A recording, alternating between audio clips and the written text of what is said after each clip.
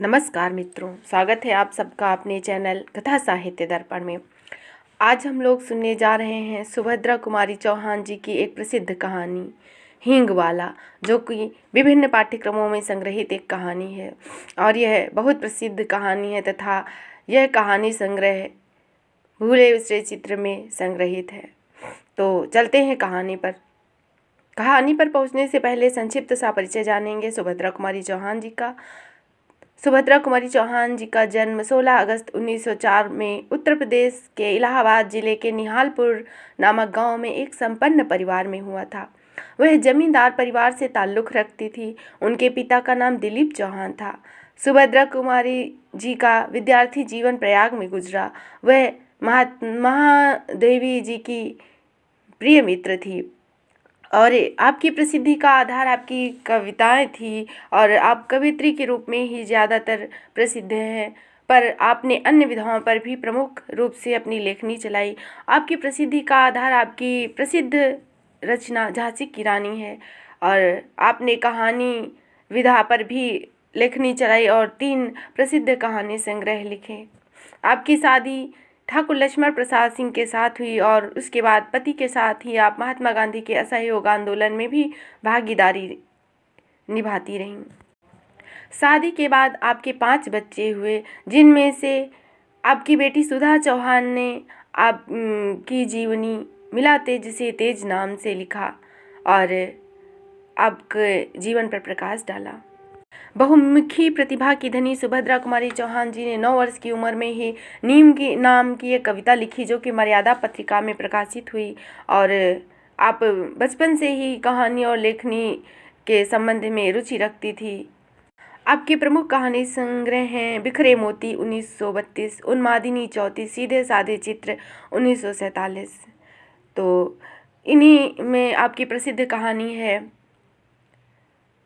हींग वाला। तो आइए चलते हैं आपकी कहानी पर। सुभद्रा कुमारी चौहान जी का निधन एक दुर्घटना में, मोटर दुर्घटना में 15 फरवरी 1948 को हो गई थी और आप इतने कम समय में भी साहित्य में अनुपम योगदान दे गई। ऐसी महान प्रतिभा की धनी थी सुभद्रा कुमारी चौहान। लगभग 35 साल का एक खान आंगन में आकर रुका। उसकी आवाज़ सुनाई दी, अम्मा हींग लोगी? भीतर से 9-10 वर्ष के एक बालक ने उत्तर दिया, अभी कुछ नहीं लेना है, जाओ। पर खान भला क्यों जाने लगा। जरा आराम से बैठ गया। अपने साफे के छोर से हवा करता हुआ बोला, अम्मा हींग ले लो। अम्मा, हम अपने देश को जाता है, बहुत दिन में लौटेगा। सावित्री रसोई से हाथ धोकर बाहर आई और बोली, हींग तो बहुत रखी है खान, अभी 15 दिन हुए हैं, तुमसे ही तो हींग ली थी। वह उसी स्वर में फिर बोला, हेरा हींग है माँ, हम तुम्हारे हाथ की बोहनी लेगा, एक ही तोला ले लो, पर लो जरूर। इतना कहे खान एक डिब्बी सावित्री के सामने सरकाते हुए बोले, तुम और कुछ मत देखो माँ, यह हींग एक नंबर है। सावित्री बोली, पर हींग लेकर करूँगी क्या, ढेर सी तो रखी है। खान ने कहा, ले लो अम्मा, घर में पड़ी रहेगी, हम अपने देश को जाता है, खुदा जाने कब लौटेगा। और खान बिना उत्तर की प्रतीक्षा किए हींग तोलने लगा। इस पर सावित्री के बच्चे नाराज हुए। सभी बोल उठे, मत लेना माँ, जबरदस्ती तोले जा रहा है। सावित्री ने बच्चों को ना उत्तर दिया, हींग की पुड़िया ले ली और पूछा, कितने पैसे हुए खान?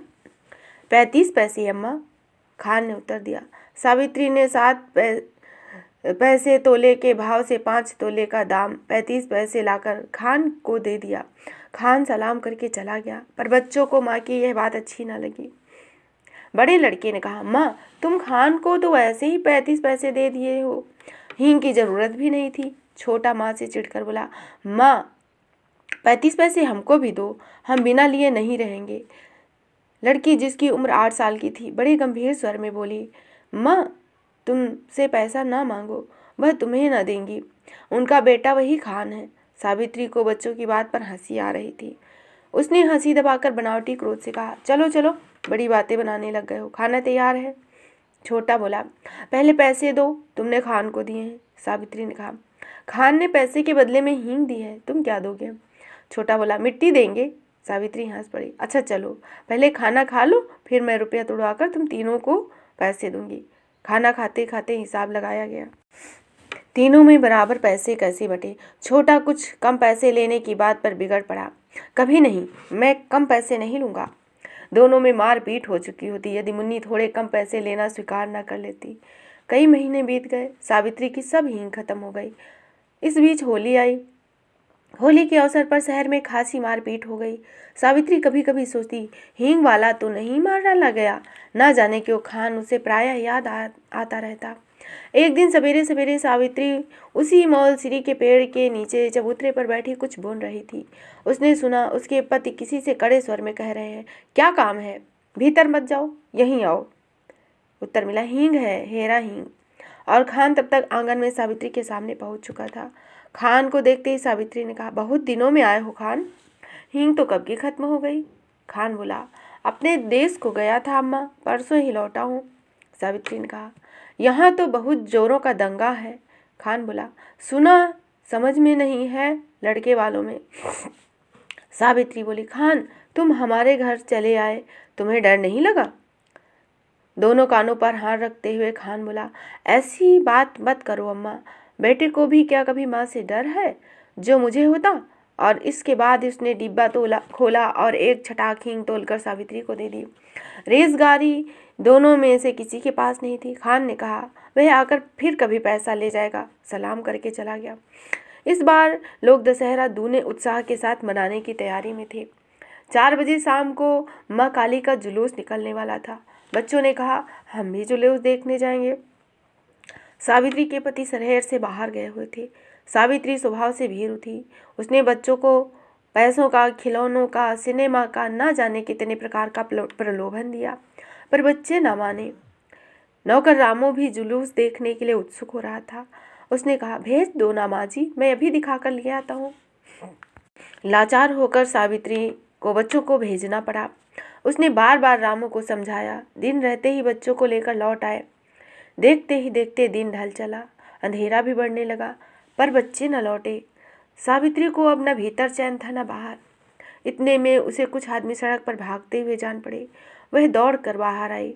पूछा, ऐसे क्यों भागे जा रहे हो? जुलूस तो निकल गया ना? एक आदमी बोला, दंगा हो गया है जी, बड़ा भारी दंगा। सावित्री के हाथ पैर ठंडे हो गए। तभी कुछ लोग तेजी से आते दिखे। सावित्री ने उन्हें भी रोका। उन्होंने भी कहा, दंगा हो गया है। अब सावित्री क्या करे? उन्हीं में से किसी एक ने कहा, भाई तुम मेरे बच्चों की खबर ला दो। 2 लड़के हैं, 1 लड़की, मैं तुम्हें मुंह मांगा इनाम दूंगी। एक देहाती ने जवाब दिया, क्या हम तुम्हारे बच्चों को पहचानते हैं माँ जी? यह कहकर वह चला गया। सावित्री सोचने लगी, सच तो है, इतनी बड़ी भीड़ में भला कोई मेरे बच्चों को कैसे खोजे? पर वह अब क्या करे?